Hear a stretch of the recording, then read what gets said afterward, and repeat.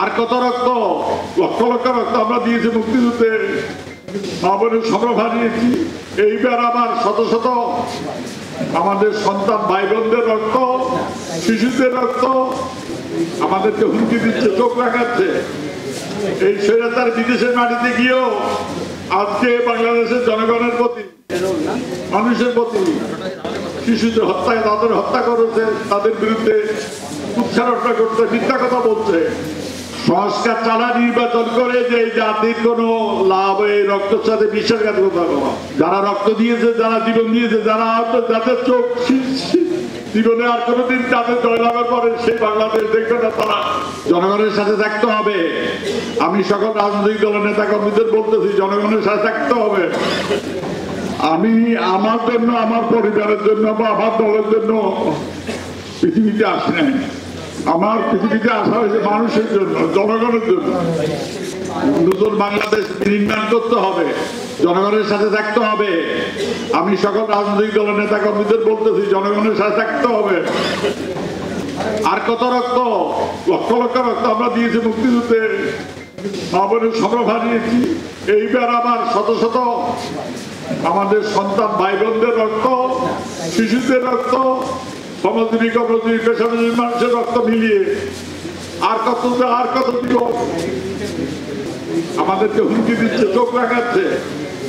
এই স্বৈরাচার বিদেশের মাটিতে গিয়েও আজকে বাংলাদেশের জনগণের প্রতি, মানুষের প্রতি, শিশুদের হত্যায় তাদের হত্যা করেছে, তাদের বিরুদ্ধে উচ্চারণা করছে, মিথ্যা কথা বলছে।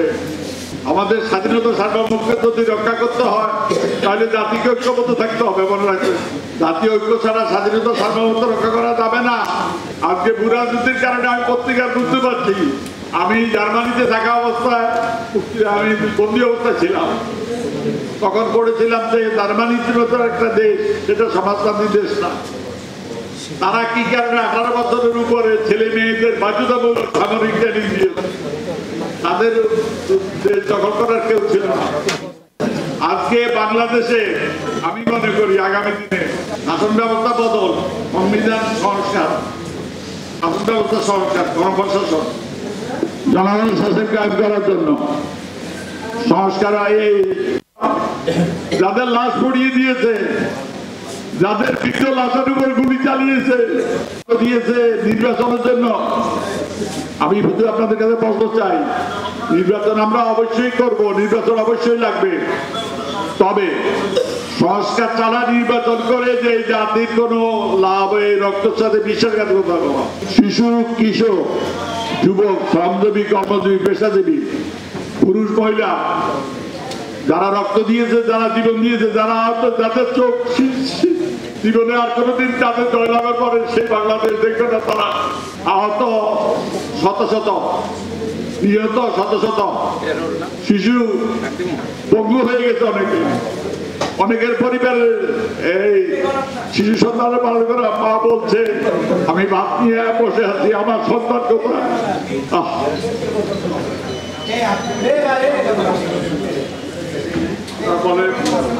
এদের ক্ষমা করা যাবে না। যারা মানুষকে হত্যা করেছে, শিশুকে হত্যা করেছে, এদের ক্ষমা করা যাবে না। এদের বিচার করতে হবে এদের মাটিতে। তারা আমরা বেঈমান, বিশ্বাসঘাতক হয়ে যাবো, রক্তের সাথে বেঈমানি করব। এদের ক্ষমা, এরা নরাধম, এরা মানুষ নয়, এদের ক্ষমা করা যায় না। তবে যারা রক্ত দিয়ে, জীবন দিয়ে, প্রাণ দিয়ে, পঙ্গু হয়ে আমাদেরকে মুক্ত করেছে স্বৈর শাসনের হাত থেকে, স্বৈরাচারের হাত থেকে, কর্তৃত্ববাদী সরকারের হাত থেকে, তাদের রক্তের প্রতি যদি শ্রদ্ধা দেখাইতে হয়, তাহলে সংবিধান সংস্কার এবং শাসন পদ্ধতি, রাষ্ট্র ব্যবস্থা মেরামত করতে হবে। এটা করা ছাড়া কোনো উপায় নেই। এবং স্বাধীনতা সার্বভৌমত্ব যদি রক্ষা করতে হয়, জাতিকে ঐক্যবদ্ধ থাকতে হবে। সত্য, বস্তুনিষ্ঠ ও নিরপেক্ষ দৈনিক জনবাণী।